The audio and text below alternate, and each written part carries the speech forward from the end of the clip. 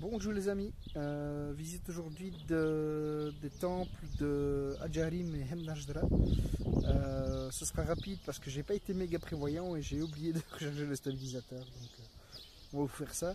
Et donc du coup, comme j'avais gardé des rushs de ma visite de Gigantia à Gozo, je rallongerai la vidéo avec juste cette visite de Gigantia qui sera plus ou moins silencieuse, sans commentaire. En tout cas il y avait trop de vent et donc j'avais pas fait de commentaire. Et en attendant, je vous propose la petite visite ici rapide de Hadjarim. Donc j'ai été un peu trop optimiste et ça n'a pas tenu du tout.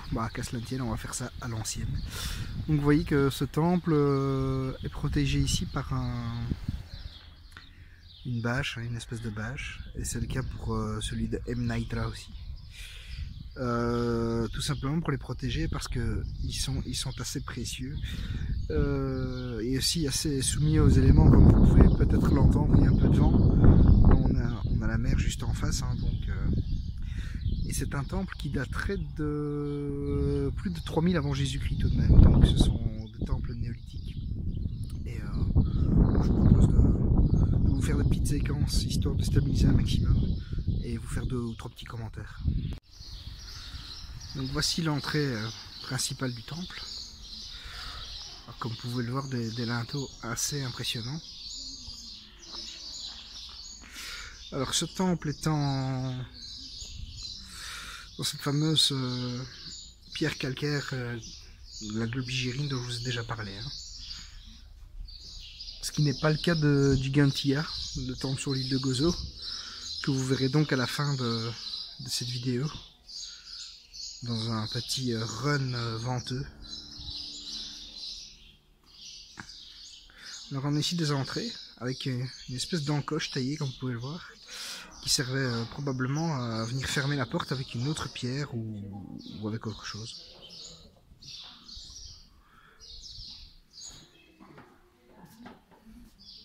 Il y en a la même de l'autre côté, mais qui n'est pas alignée, de façon à ce qu'on ne puisse pas voir ce qui se passe d'un côté à l'autre. Alors le trou que vous voyez là, un peu à droite, vient taper sur ce muret. Et en fait c'est un trou qui laisse passer le soleil. Il est aligné de façon à ce que la lumière du soleil fasse un cercle complet sur la pierre au moment du solstice d'été, donc le 21 mars. Ce sont des temples qui avaient une structure en forme de trèfle. Alors c'est marrant là-bas, ici, je coupe mon commentaire. Au loin, je ne sais pas si vous l'avez, on a l'île de Ftira, qui aujourd'hui est une île où on n'a plus accès que pour des raisons scientifiques, parce qu'il y a des espèces endémiques qui y vivent, mais qui a servi jusqu'à la moitié du 19e siècle comme cible pour les exercices de tir anglais. Voilà, pour une petite info. Donc la structure des temples est en trèfle. Pas forcément un trèfle à 3 feuilles, mais c'est en trèfle. Donc ce sont des temples néolithiques qui avaient... on ne sait pas trop pourquoi ils servaient. Puisque... on n'a pas d'explication, tout simplement, c'est un peu trop ancien.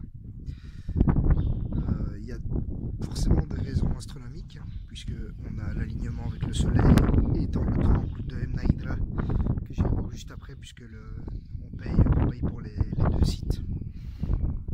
Il y a des pierres sur lesquelles sont présentées les constellations, mais probablement également des raisons religieuses ou rituelles, mais que l'on ignore évidemment.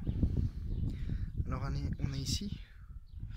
Le mégalithe le plus haut du site, il fait 4,50 m de haut.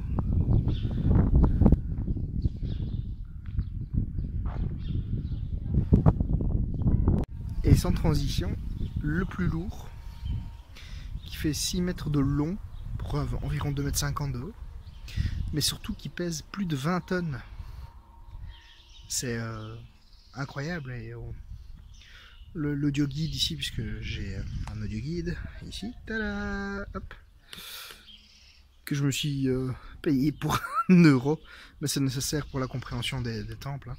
L'audioguide dit que forcément ils auraient pu utiliser des pierres plus légères qui auraient eu la même utilité, et ils ne savent pas trop pourquoi ils ont opté pour des pierres plus lourdes. Alors comment ont-elles été acheminées ici, puisqu'on est en haut d'une colline, hein. On suppose que c'est avec un système de roulement avec des pierres en globigérine également, des pierres, des boules de globigérine. Ici on a un hôtel extérieur, et là vous voyez, c'est peut-être un peu sombre, on voit le fameux trou dont je vous parlais tout à l'heure, par lequel le soleil passe quand il se lève le jour du solstice d'été. Le site d'ici de Hadjarim ne compte pas qu'un temple, hein. Là, ce que vous voyez devant vous, c'est un petit temple annexe. Et je vais basculer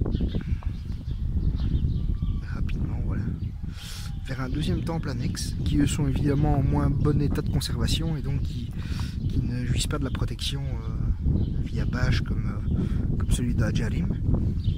Mais voilà, tout ça pour dire que ce sont vraiment des complexes de temples, hein. Et là-bas, je sais pas si vous voyez, on a également des pierres qui font penser qu'il y avait d'autres édifices à quelques kilomètres d'ici également. Alors le temple de Emnaïdra est là, comme vous le voyez, à 500 mètres là, en contrebas de Hadjarim. Lui joue plutôt d'une protection des éléments, contre les éléments, de par sa situation dans une cavité. Alors qu'Hadjarim, lui, on ne le voit plus derrière moi, était plutôt dans une position dominante au sommet de la colline. Et l'île, c'est pas du tout Iftira, puisqu'Iftira, c'est le nom du sandwich traditionnel maltais que j'ai mangé d'ailleurs avant de faire la visite, donc rien à voir. Je sais plus le nom de l'île, mais je vous l'écrirai ci-dessous en sous-titrage une fois que j'aurai vérifié l'information. Alors, puisque je vous parlais du sandwich traditionnel maltais, c'est très bon. Le pain maltais est très bon. C'est pas vraiment comme le pain italien qui est un peu sec, un peu dur. Vous voyez là, le pain maltais est vraiment très bon, bien cuit.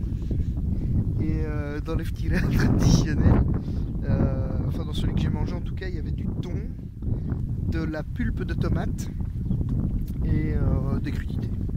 Je pense que la version originale a aussi des capres, mais j'ai eu la version touriste, version radis initiale à l'entrée des temples. J'avais juste faim, donc j'ai pris le premier truc que j'ai trouvé, c'était très bon quand même. Comme vous pouvez le voir, il fait très beau. Je me suis mis à contre-jour, ça fait un effet assez sympa. Pendant longtemps, en fait, certains scientifiques, malgré le fait que ce soit des scientifiques, pensaient que cette temple avait été construit par des géants, parce qu'ils n'arrivaient pas à s'expliquer la manière dont des hommes avaient pu déplacer et empiler des pierres de cette manière, des pierres aussi lourdes et aussi grandes de cette manière. Et d'ailleurs, le temple de Gigantia doit également son nom au Gigantia, hein, donc ce qui signifie la géante en fait en maltais. Il doit son nom au fait que longtemps on a cru que c'était des géants qui avaient construit ce temple. Et nous voici à Emnaïdra, où nous n'avons pas en fait un temple mais 3 temples. Le temple du sud, le temple central et le temple de l'Est. Et en fait, ces 3 temples font partie probablement d'une structure beaucoup plus grande à la base que celle qui demeure aujourd'hui.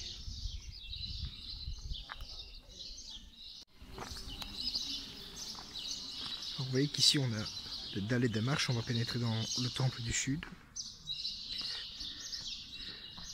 Alors c'est marrant parce que on a toujours une partie centrale ici qui est dallée, dalle d'origine. puis sur les côtés, ah ben c'est pas dallé en fait, c'est une espèce de terre battue qui s'appelle torba, qui est au sol. Et ici vous voyez toutes ces marques dans les pierres, hein, dont on n'a pas l'explication complète et logique, mais on imagine que ce sont des illustrations qui sont donc liées aux constellations.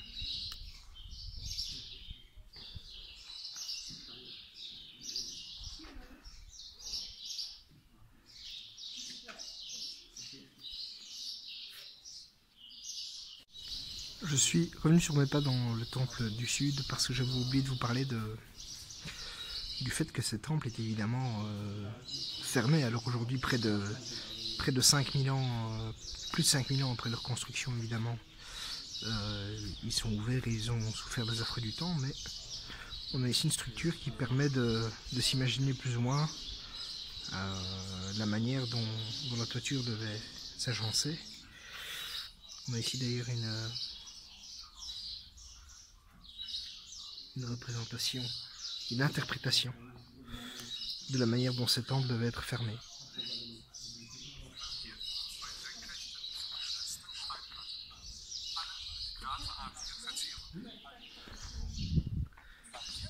À Gigantia, on a trouvé des traces d'ocre qui font également penser qu'en fait le temple de Gigantia devait être peint en rouge sur sa structure extérieure.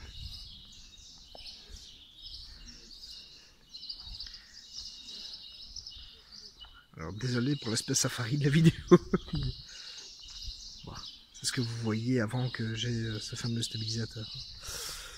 Alors ici, malgré les techniques architecturales rudimentaires de ce peuplade, vous voyez que le temple central est surélevé. Tout simplement pour compenser le dénivelé du terrain sur lequel il a été construit.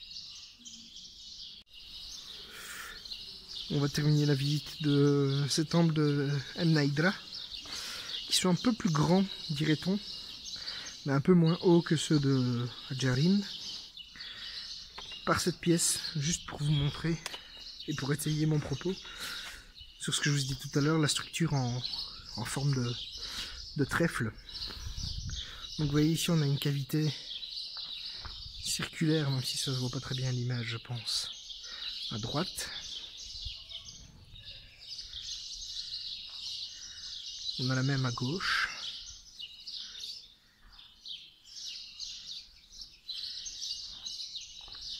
Et c'est pas un vrai trèfle, parce que la partie à l'avant est aussi circulaire devant.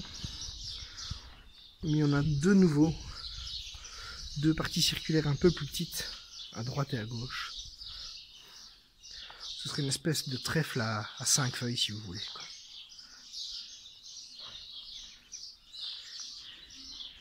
On a les plans ici qui nous le montrent en effet.